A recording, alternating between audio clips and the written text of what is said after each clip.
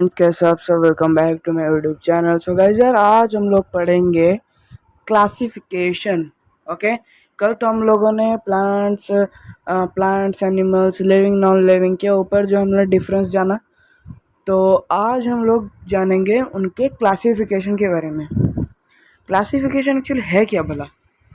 Classification आप ऐसे समझ लो, जैसे कि मान लो मुझे एक जगह पे काफ़ी सारे पेड़ पौधे, एनिमल्स या माइक्रोबैक्टीरिया, ये सब मुझे गिवन है। लेकिन इन सभी में से ये जितने मुझे जीव गिवन है, हाथी, कुत्ते, शेर, बिल्ली, बनियान ट्री, ये सब ट्री, काफ़ी बैक्टीरियाज, तो इन सब से मुझे एक बात पता चला कि ये तीनों, मतलब ये जितने भी सारे जो जीव हैं, ये सभी जीव तीन कैटेगरी में रहते हैं। मान लो एक है आपका प्लांट्स, एक हो गया आपका एनिमल्स, और एक हो गया आपका माइक्रोबैक्टीरिया। ओके, तो ये हमारे तीन कैटेगरी हो गए। तब इन्हीं तीन कैटेगरी में मैं इनको रख सकता हूँ कि नहीं रख सकता हूँ?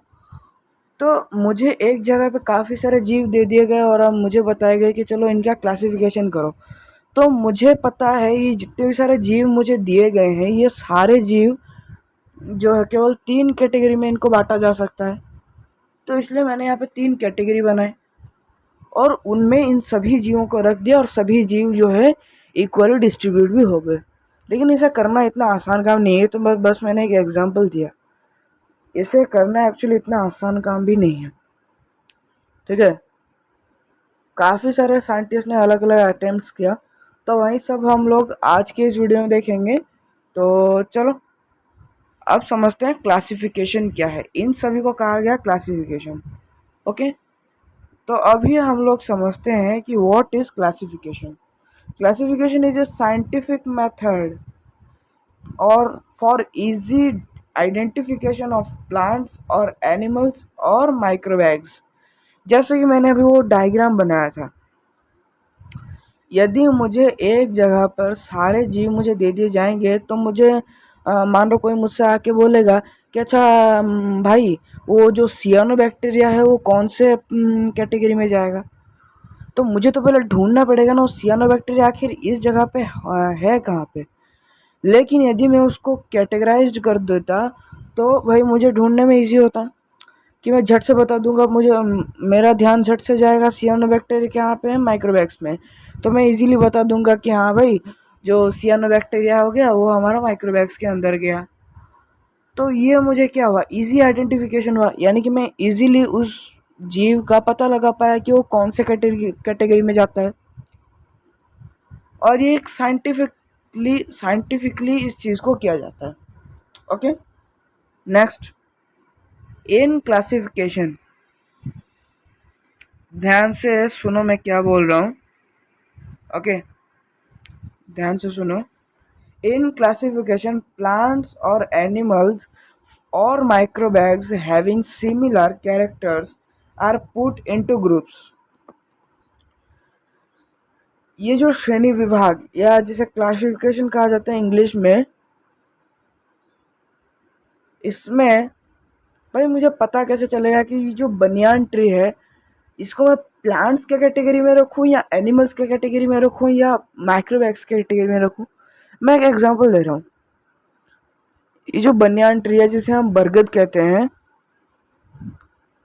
बरगद, अगर किसी को प्लांट, एनिमल या माइक्रोबैग्स के ऊपर कुछ भी नॉलेज नहीं होगा, घंटा नॉलेज नहीं होगा, तो मैं उसको अगर बोलूँ कि अच्छा बोल, मैं इस बरगद को कौन से कैटेगरी में रखूँ, प्लांट्स के कैटेगरी में रखूँ कि एनिमल्स कैटेगरी के में रखूँ कि माइक्रोबैग्स के कैटेगरी में रखूँ?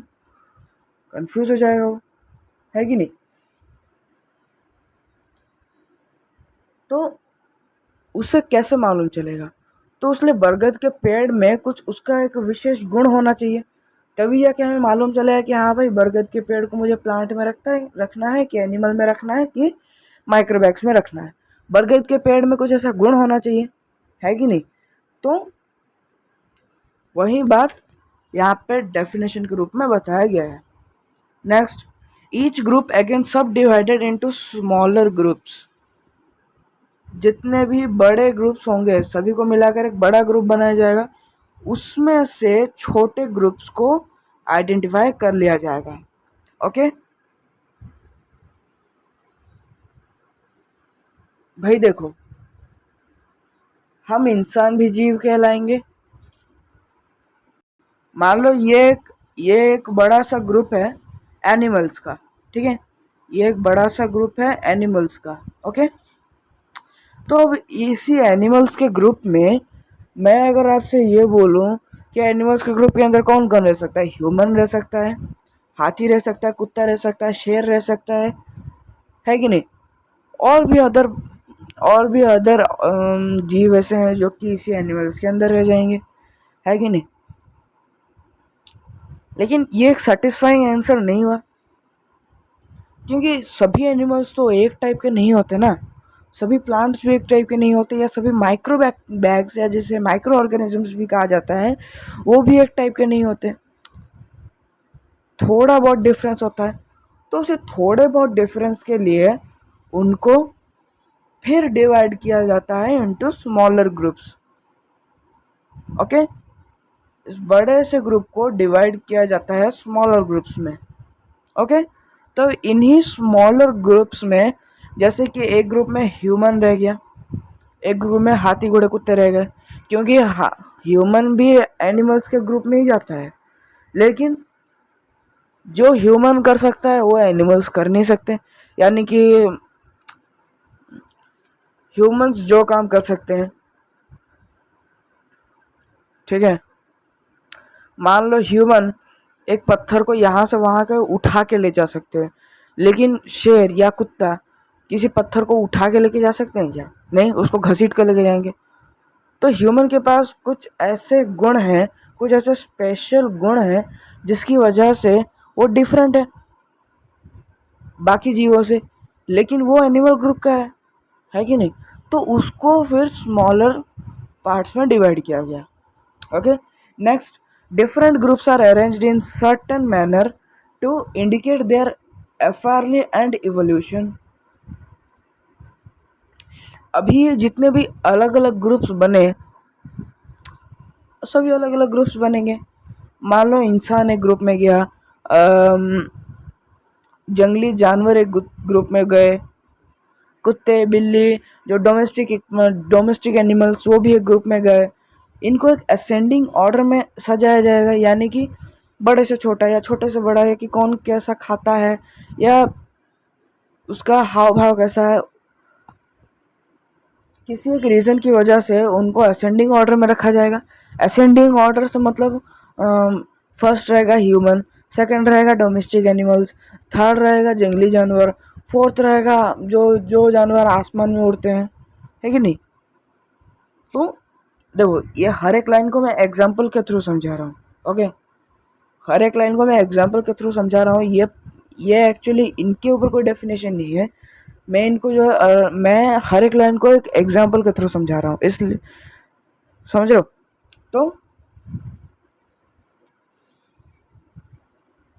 तो यहाँ पे जो मैंने बताया इनके अनुसार एफआरली एंड इवोल्यूशन। एफआरली का मतलब क्या है गाइस? एफआरली का मतलब ये होता है उचित रीति से, यानी कि प्रॉपरली नियम के अनुसार।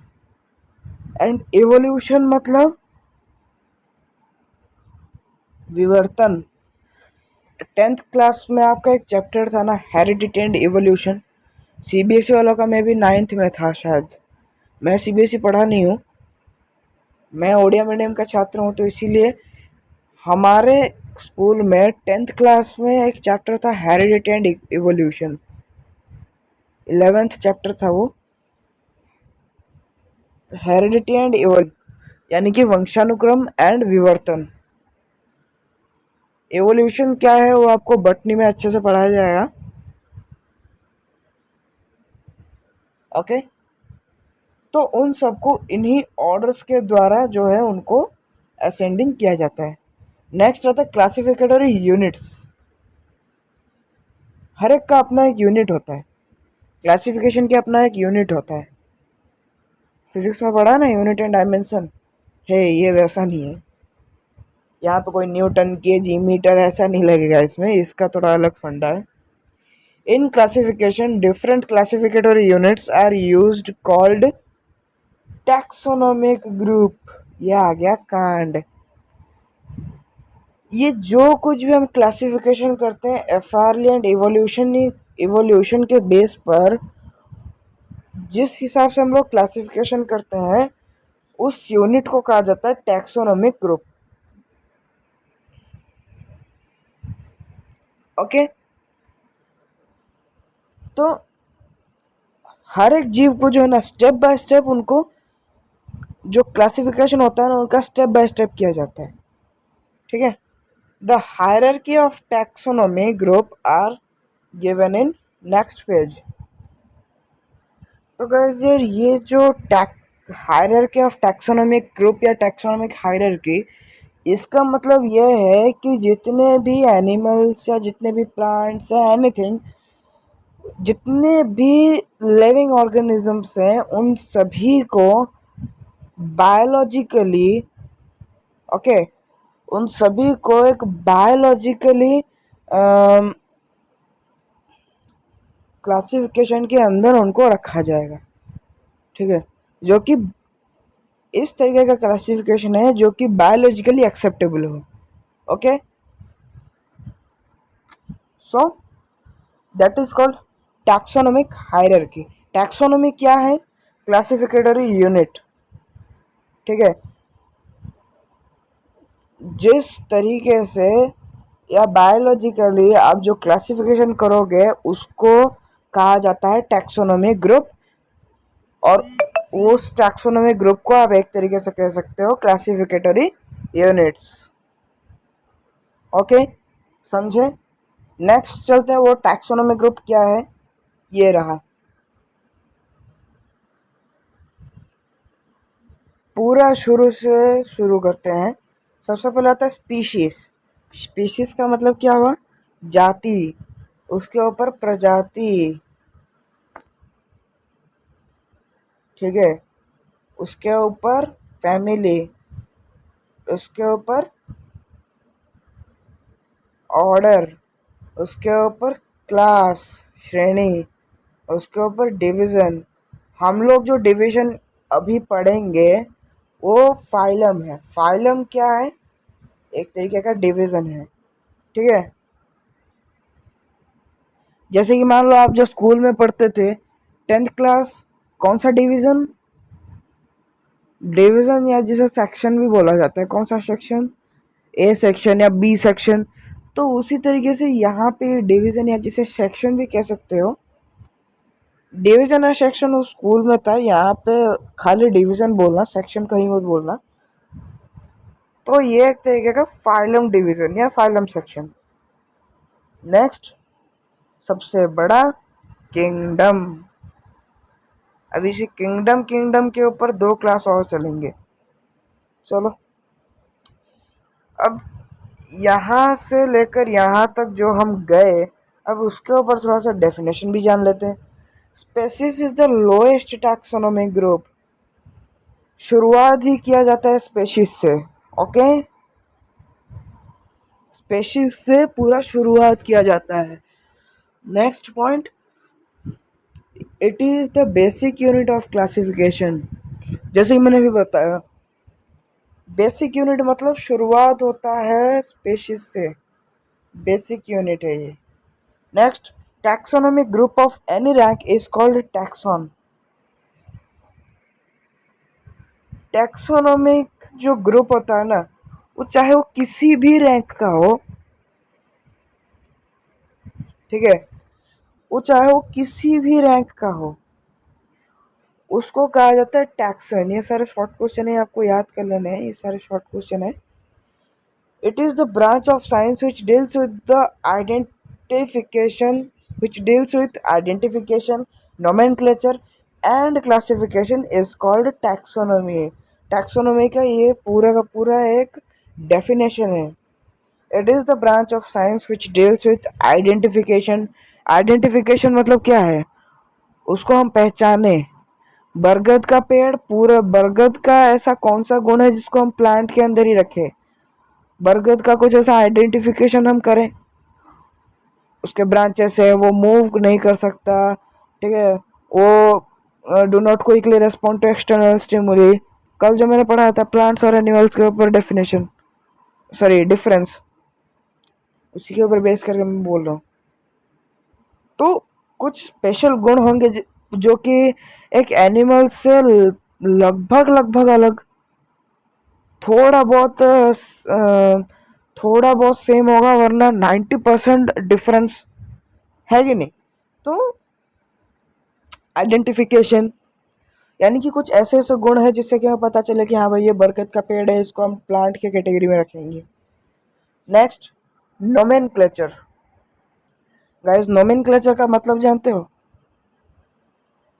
एक ऐसा तरीका जिससे कि हम लोग ए सिस्टम ऑफ नेमिंग थिंग्स, यानी कि एक ऐसा तरीका जिससे हम वस्तुओं का नाम लिख सके, वस्तुओं का नाम। अब देखो, नोमेनक्लेचर का मैं एक शॉर्ट एग्जांपल देता हूँ। जैसे कि मान लो इंडिया में आप जब टाइगर को देखते हो, टाइगर का एक बायोलॉजिकल नेम है फेलिस टाइग्रिस, जिसे कहा जाता है फेलिस टाइग्रिस कहा जाता है। ये सब आपको बटनी में पढ़ाया जाएगा, ठीक है। ये बटनी वाला पार्ट मैं यहाँ पे जूलॉजी में घुसा रहा हूँ, हाँ मतलब वही बात है,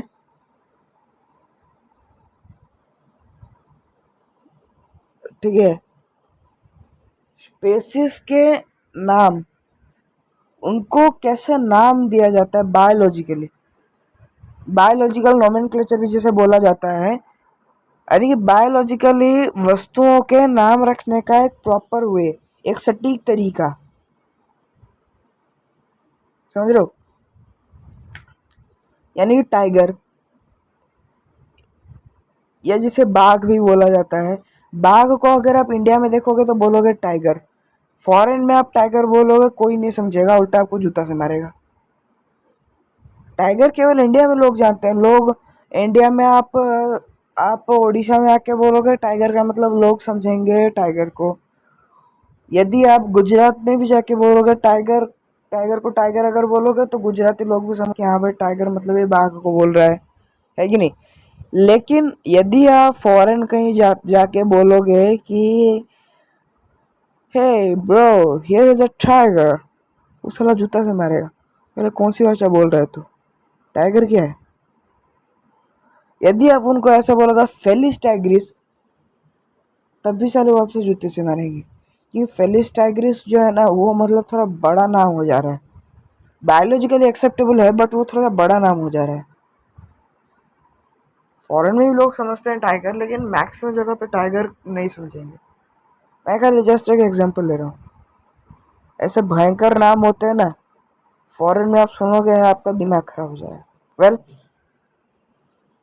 तो टैक्सोनॉमी का एक सिंपल सा, एक वेरी सिंपल एग्जांपल, या सॉरी वेरी सिंपल डेफिनेशन मैं आपको प्रोवाइड करवा रहा हूँ। It is the branch of science which deals with identification, nomenclature and classification, classification के बारे में आपसे तब से चिल्ला रहा हूँ, इज कॉल्ड टैक्सोनॉमी, ठीक है। इन सभी गुणों को लेकर जो साइंस बनता है दैट इज कॉल्ड टैक्सोनॉमी, समझे। The water taxonomy is going by, water नहीं यहाँ पे वर्ड होना चाहिए था, the word taxonomy was going by A P de Candolle, ठीक है।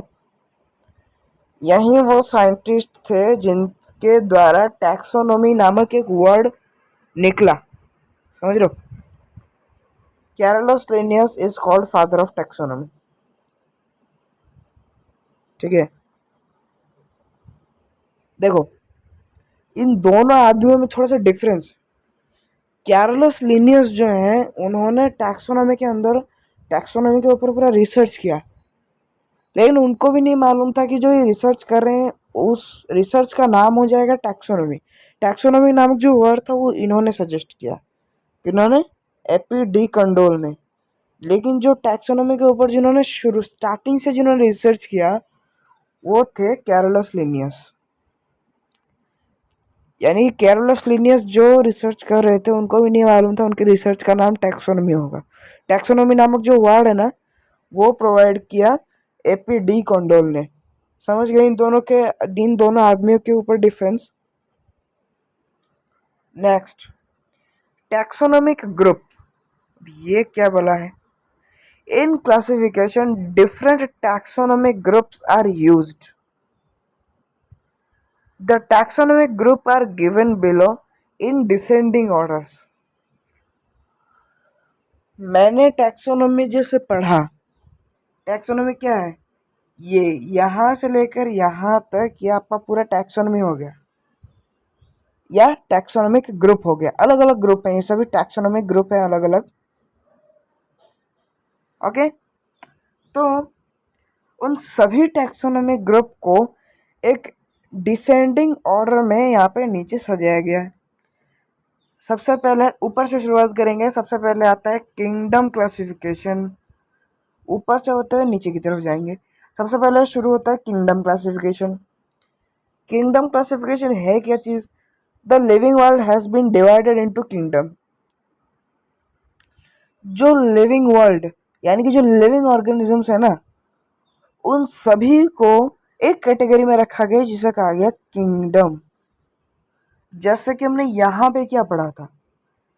यहाँ पे पढ़ा था ईच ग्रुप अगेन सब डिवाइडेड इनटू स्मॉलर ग्रुप्स। तो जो लार्ज ग्रुप था ना उसी को कहा गया यहाँ पे किंगडम। क्या बोला गया? किंगडम। फिर नेक्स्ट उससे छोटा छोटा छोटा छोटा पार्ट करके स्पेशीज तक आए। समझे बात को? लेकिन ये वाला जो ग्रुप था इसको जो शुरुआती ग्रुप था जिसमें सारे लिविंग ऑर्गेनिज्म मिक्सचर होकर रखे हुए थे उन सभी को कहा गया kingdom. Kingdom kingdom what is kingdom? जितने भी लिविंग ऑर्गेनिज्म हैं उन सभी को कहा गया किंगडम।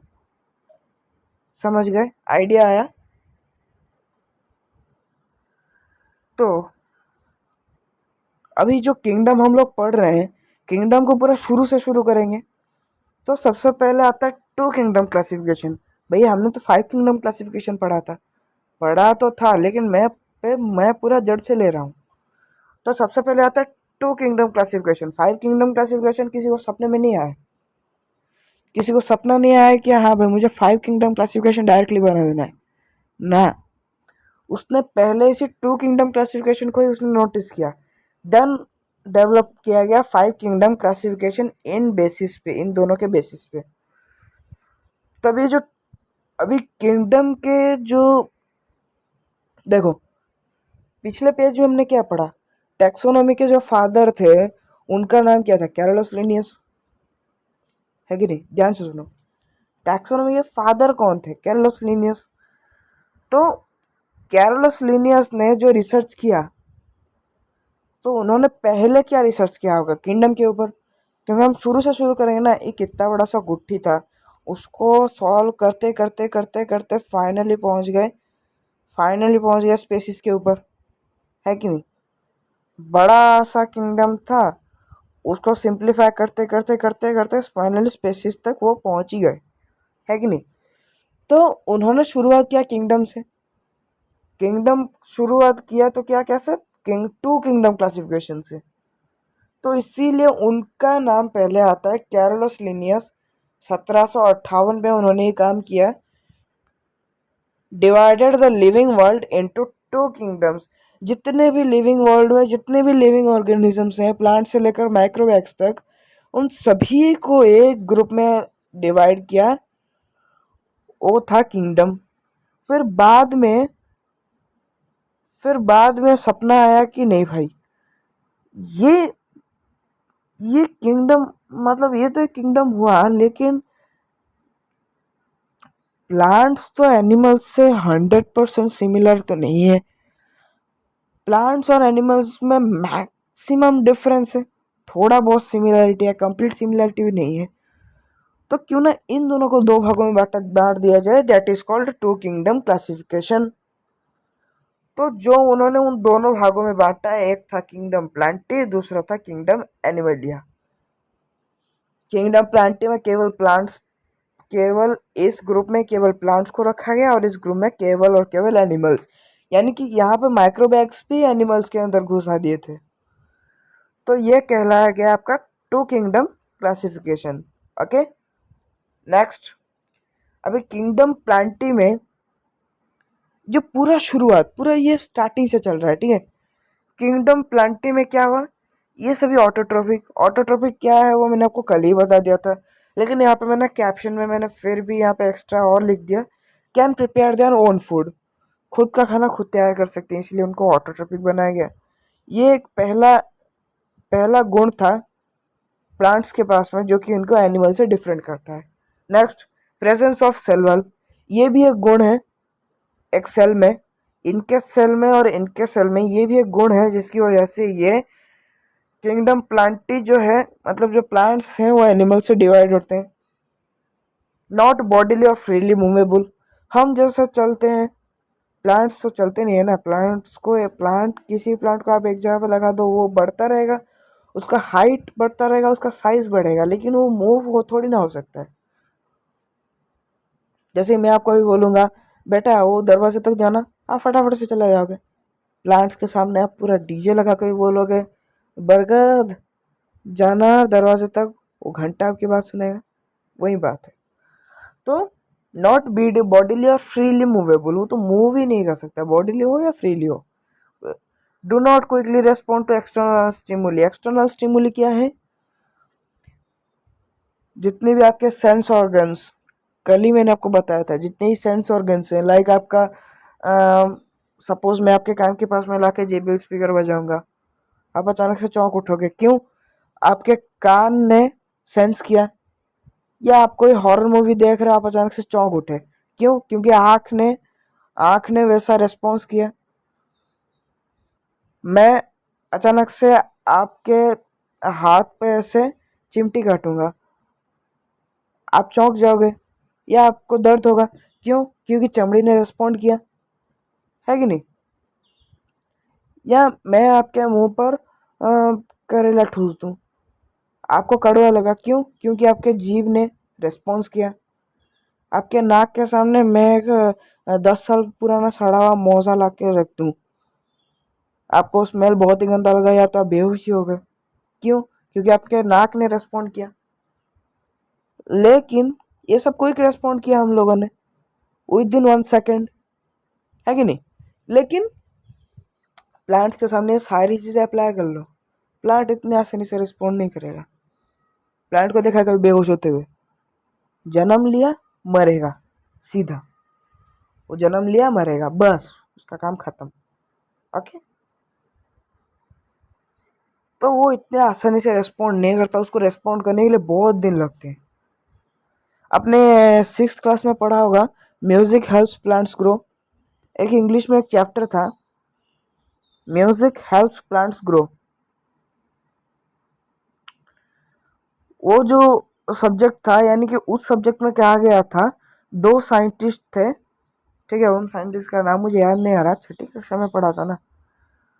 वो जो 2 साइंटिस्ट थे, उन दोनों साइंटिस्ट ने क्या किया कि एक केले के पेड़ के पास में जो है हमिंग साउंड उन्होंने प्ले किया, और रिजल्ट उन्होंने ये पाया कि जो जो जो केले का पेड़ है, जो गाना सुनता था, और नॉर्मल केले के पेड़ से दुगनी स्पीड से बढ़ रहा था, ठीक है, उसका ग्रोथ नॉर्मल वाले से दुगनी स्पीड में हो रहा था। That is called music helps plants grow, इसीलिए उस चैप्टर का नाम वैसा पड़ा। तो भाई म्यूजिक सुन के तो हम भी बड़े हुए हैं, है कि नहीं। या हम म्यूजिक सुनते हैं तो फटाक से रिस्पॉन्ड कर देते हैं, उनको रिस्पॉन्ड करने में कितना 2 महीना लगा। वो चैप्टर अच्छे से पढ़ना, 2 महीने के बाद उन्होंने ये रिजल्ट नोटिस किया। एक ही गाने को वो तब से चला रहे थे, पिछले 2 महीने से वो एक ही गाने को चला रहे थे, और 2 महीने बाद जाके उस गाने का रिजल्ट उनको मालूम चला कि अच्छा है कि बुरा है पेड़ के लिए। लेकिन हम फटाक से बोल देंगे, है कि नहीं। तो ये हमारा एक्सटर्नल स्टिमुली क्विकली है। और एग्जाम्पल ये सारे प्लांटी के कैटेगरी में गए। बैक्टीरिया हो गया, बैक्टीरिया को भी इन्होंने घुसा दिया प्लांटी के अंदर, वाह मानना पड़ेगा। Algae, fungi, slime mould, slime mould, slime mould क्या है? ऐसे पेड़ जिनको आप दबा दोगे ना पिचक जाएंगे, पूरा थोड़ा सा प्रेस करोगे पिचक जाएंगे, इस तरीके के पेड़ भी होते हैं। एंड ब्रायोफाइटा, ये सब गए किंगडम प्लांटी के अंदर। ये चार जो गुण हैं, ये चार गुण किंगडम एनिमलिया से इनको डिफरेंट करते थे। अब किंगडम एनिमलिया में क्या है वो हम लोग देख लेते हैं। किंगडम प्लांटी को हम लोगों ने जाना, अब जानते हैं किंगडम एनिमलिया को। Heterotrophic, can't prepare their own food, ये गुण इनसे डिफरेंट है। Can prepare their own food या can't prepare their own food. Next, absence of cell wall, इनके सेल्स के आउटर शेल में सेल वॉल होता है जो कि एक एक्स्ट्रा प्रोटेक्शन होता है सेल्स के लिए, लेकिन हमारा भाई सेल वॉल है ही नहीं। पेड़ को आप एक मुक्का मारोगे आपका हाथ टूट जाएगा, लेकिन आपको कोई मुक्का मारे इजीली आपका ब्लड निकल आएगा, है कि नहीं? वही बात। Can move freely from one place to another place, they quickly respond to external stimuli. Example ये सारे, Porifera, Protozoa, Coelenterata, Platyhelminthes, Annelida, Mollusca, Arthropoda, Pisces, birds, mammals etcetera. Mammals जानते हो? मामल्स क्या है? ऐसे जीव जो कि पेट को घिस घिस से कर चलते हैं, जैसे कि सांप, बड़ा एग्जाम्पल है सांप। ओके, तो उन्हें बायोलॉजिकली उनको कहा जाता है मामल्स। हिंदी में आपने जो पढ़ा मुझे नीचे कमेंट में करना। नेक्स्ट, अभी ये जो हमने ये जो इन महापुरुष ने जो ये टू किंगडम क्लासिफिकेशन किया, देखो हर एक चीज़ का अपना फ़ायदा भी होता है, नुकसान भी होता है, प्रॉफिट एंड लॉस स्टेटमेंट उसका होता ही होता है। तो अब इन्होंने तो बता दिया कि प्लांटी में ये गुण पाए जाते हैं, एनिमल्स में ये गुण पाए जाते हैं, लेकिन उसके कुछ लॉस एंड प्रॉफिट्स के बारे में जान लेते हैं। पहले जानते हैं उनके लॉसेस के बारे में। ये सब तो प्रॉफिट्स हो गए, ये सारे फायदा हो गए, फायदे हो गए ये, लेकिन लॉसेस को भी जान लेते हैं। Prokaryotic organisms are mixed up with eukaryotic organisms. Prokaryotic organisms are mixed up with eukaryotic organisms. अच्छा मुझे एक बात बताओ, ये लाइन समझाने से पहले मैं आपको ये एक सवाल पूछता हूँ, प्रोकैरियोटिक ऑर्गेनिज्म और यूकैरियोटिक ऑर्गेनिज्म में बीच में डिफरेंस क्या है? What is prokaryotic organism and what is eukaryotic organism? Answer है? चलो मैं बताता हूँ। जो प्रोकैरियोटिक ऑर्गेनिजम्स होते हैं उनमें साइटोप्लाज्म नहीं पाया जाता है। क्या नहीं पाया जाता? साइटोप्लाज्म। जितने भी प्रोकैरियोटिक ऑर्गेनिजम्स होते हैं उनके अंदर साइटोप्लाज्म नहीं पाया जाता। सॉरी, साइटोप्लाज्म तो होता है, लेकिन बाकी जितने भी ऑर्गन्स हैं, ये मैंने आपको एक बार समझाया भी था, ये मैं आपको दोबारा से समझा रहा हूँ। किसी एक बॉटनी चैप्टर में मैंने ये प्रोकैरियोटिक एंड यूकैरियोटिक ऑर्गेनिज्म के बारे में एकदम डिटेल में समझाया था, लेकिन फिर मैं आपको समझा रहा हूँ। प्रोकैरियोटिक ऑर्गेनिजम्स ऐसे हैं जिनमें कि साइटोप्लाज्म तो होता है, लेकिन साथ ही साथ में उनके अंदर बाकी ऑर्गेनेल्स की कमी हो जाती है, जो कि एक यूकैरियोटिक सेल में होता है। यूकैरियोटिक सेल हम ह्यूमन सेल्स को कह सकते हैं। प्रोकैरियोटिक ऑर्गेनिजम्स के अंदर साइटोप्लाज्म का अलावा मैक्सिमम ऑर्गेनेल्स जो कि एक सेल के लिए आवश्यक हैं, वो उसमें घनघोर शॉर्टेज होता है, यानी कि वो उसमें होता ही नहीं है। किसमें? प्रोकैरियोटिक ऑर्गेनिजम्स में। बावजूद उसके उनका अलग तरीका है जीने का। लेकिन जो यूकैरियोटिक सेल यानी कि जो ह्यूमन सेल्स को कहा जाता है यूकैरियोटिक सेल। यूकैरियोटिक सेल में क्या है? साइटोप्लाज्म है, साथ ही साथ में other max to max organelles हैं, माइटोकॉन्ड्रिया भी अवेलेबल है, जो कि प्रोकैरियोटिक के अंदर होता ही नहीं है। यूकैरियोटिक में माइटोकॉन्ड्रिया भी पाया जाता है। माइटोकॉन्ड्रिया आप जानते हो मेन ऑर्गेनल है जो कि सेल में जो एक बैटरी का काम करता है, यानी कि वहां से एटीपी का उत्पन्न होता है। एटीपी क्या है? पावर है, ऑटोमेटिक ट्राइफॉस्फेट। एटीपी पढ़ा होगा ना, उसका फुल फॉर्म ऑटोमेटिक ट्राइफॉस्फेट। तो जिससे कि पावर जनरेट होता है माइटोकॉन्ड्रिया से ही, ठीक है, माइटोकॉन्ड्रिया से ही पावर जनरेट होता है जिससे कि सेल जिंदा रहता है। ठीक है, सेल का एक ऐसा पार्ट माइटोकॉन्ड्रिया जो कि पावर जनरेट करता है जिससे कि सेल जिंदा रहता है। ओके, तो इसीलिए माइटोकॉन्ड्रिया को सेल का पावर बैंक भी बोला जाता है, जो कि केवल यूकैरियोटिक ऑर्गेनिजम्स में ही पाया जाता है। प्रोकैरियोटिक ऑर्गेनिजम्स में वो चीज़ पाया नहीं जाता है, लेकिन बावजूद उसके भी वो जिंदा रह जाते हैं। ओके, तो अब समझ गए प्रोकैरियोटिक ऑर्गेनिजम्स क्या है और यूकैरियोटिक ऑर्गेनिजम्स क्या है। तो ये जो लॉसेस हैं टू किंगडम क्लासिफिकेशन में, या जो डीमेरिट्स है या जो नुकसान है, डीमेरिट्स का मतलब क्या है? नुकसान। डीमेरिट्स उसमें यह है, prokaryotic organisms are mixed up with eukaryotic organisms. ठीक है, जो प्रोकैरियोटिक ऑर्गेनिजम्स है ना, वो भी यूकैरियोटिक ऑर्गेनिजम्स के साथ भी मिला दिए हैं। किसने? कैर्लोस लिनियस ने, जो कि भैया गलत है। क्लासिफिकेशन करना तो अच्छे से करो ना, ये पूरा अलग, ये पूरा अलग। क्लासिफिकेशन का मतलब ही तो वही है, इसका टोटली संपर्क नहीं रहेगा दूसरे कॉलम के साथ में। लेकिन इसी टू किंगडम क्लासिफिकेशन में कुछ डिफरेंस है, मतलब कुछ डिमेरिट्स हैं, कुछ नुकसान है। जैसे कि prokaryotic organisms are mixed up with eukaryotic organisms. कुछ प्रोकैरियोटिक ऑर्गेनिजम्स जिसमें कि साइटोप्लाज्म पाया जाता है, बाकी ऑर्गेनल्स की कमी होती है, उन सबको मिक्स करके रख दिया किसमें? यूकैरियोटिक ऑर्गेनिजम्स में, जिसमें कि मैक्स टू मैक्स ऑर्गेनल्स पाया जाता है और एक सेल के लिए ज़रूरी चीज़ें भी उसमें पाया जाता है। Next, fungi is a heterotrophic. Heterotrophic क्या है? जो खुद का खाना खुद तैयार नहीं कर सकती। जैसे कि आप यहाँ पे एग्जांपल में भी देख सकते हो, यहाँ पे फंजाई को घुसा दिया है किसमें? प्लांटी के अंदर। Fungi is heterotrophic organism but included in kingdom Plantae. Kingdom Plantae का नियम क्या बोलता है? मेरे अंदर, मैं एक ऐसा ग्रुप हूँ, मेरे अंदर जो कोई भी लिविंग ऑर्गेनिज्म रहेगा वो ऑटोट्रोपिक होगा। लेकिन जो फंजाई है वो तो हेटेरोट्रोपिक है, यानी कि वो खुद का खाना खुद तैयार नहीं कर सकता।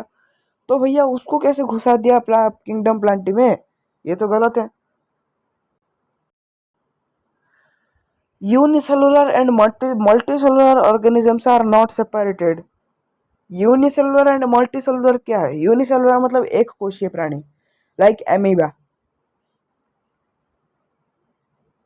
एमीबा देखा होगा, जो ऐसे तालाब में जो है तैरता रहता है कि नहीं? जो तालाब में तैरता रहता है, एमीबा देखा होगा। तो यूनिसेलुलर एंड मल्टीसेलुलर को भी उन्होंने अलग नहीं किया। मल्टीसेलुलर कौन है? ह्यूमंस, जिसे बहुकोषीय भी कहा जाता है, यानी कि जिसका एक से अधिक सेल हो, that is called multi cellular, जो कि ह्यूमंस के अंदर पाया जाता है और भी कुत्ते, बिल्ली, शेर, उनके अंदर भी पाया जाता है। लेकिन यूनिसेलुलर यानी केवल एक कोशीय प्राणी, जो कि एमोइबा के अंदर ही पाया जाता है, जो कि आप देख सकते हो, केवल एमोइबा का ही एक सिंगल सेल है, या जिसे यूनिसेलुलर भी कहा जाता है, यूनिसेलुलर ऑर्गेनिज्म। ओके, उसको भी इन्होंने सेपरेट नहीं किया है। किया तो किया क्यों पहले बताओ तो फिर? जब इतने सारे लॉसेस हैं तो उनको किया ही क्यों? Photosynthetic and non photosynthetic organisms are mixed off. Photosynthetic क्या है? जो खुद का खाना खुद बना सकते हैं, यानी कि हेटेरोट्रोपिक, जो कि सनलाइट का यूज करके खाना बना सकते हैं, फोटोसिंथेसिस। नॉन फोटोसिंथेटिक कौन है? जो खुद का खाना खुद बना नहीं सकते, या जिसे हेटेरोट्रोपिक बोला जाता है। समझे क्या? तो उनको भी मिक्स करके रख दिया गया। चलो बनाए हैं क्यों? यूग्लिना इज ऑटोट्रॉपिक, जो कि आप यहाँ पे भी देख सकते हो। यहाँ पे यूग्लिना शायद नहीं है, यहाँ पे मैंने यूग्लिना नहीं लिखा है, लेकिन यूग्लिना जो है ना वो इसी के कैटेगरी में जाएगा। किसमें? प्लांटी में। यानी कि जो यूग्लिना है, यूग्लिना एक ऑटोट्रॉपिक, यानी कि ये एक प्लांट है जो कि ऑटोट्रॉपिक यानी कि खुद का खाना खुद बना सकता है, लेकिन उसको एनिमल के अंदर घुसा दिया है। समझ रहे हो ना बात को?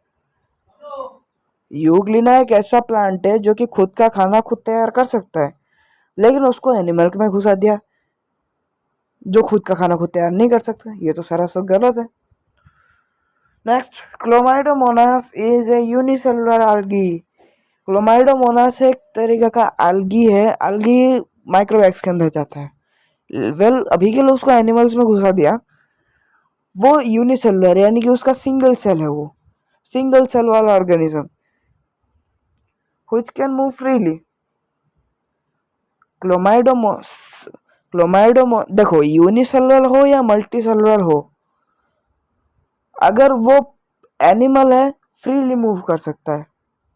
और ये यहाँ पे सिंगल सेल वाला ऑर्गेनिज्म है।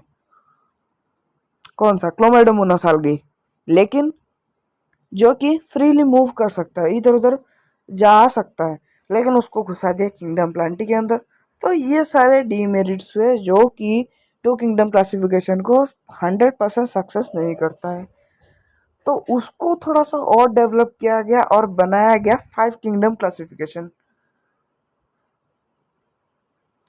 और 5 किंगडम क्लासिफिकेशन का प्रपोजल दिया किसने? R.H. व्हिटेकर ने 1969 में, 1969 में उन्होंने 5 किंगडम क्लासिफिकेशन का प्रपोजल दिया।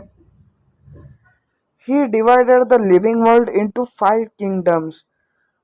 कैरोलस लिनियस ने किंगडम को 2 भागों में बांटा, लेकिन R.H. व्हिटेकर ने 1969 में उन्हीं किंगडम्स को 5 भागों में बांटा।